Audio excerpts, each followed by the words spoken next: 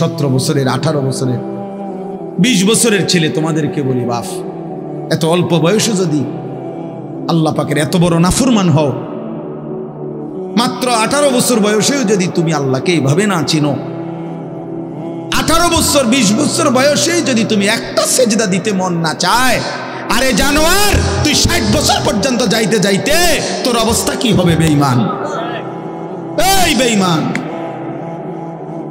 এই নিকৃষ্ট, তোর হালাত কি হবে? তুই 18 বছর বয়স না হইতে যদি আল্লাহর এত বড় দুশ্মন হস, তো তোর বাকি হালাত।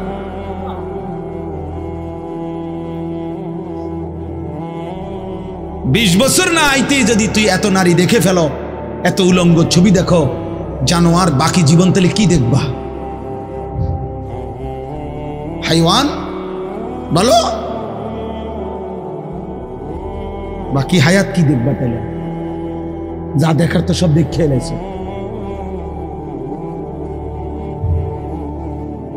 এরপরে কি করবা? এত কম বয়সে এত নারী,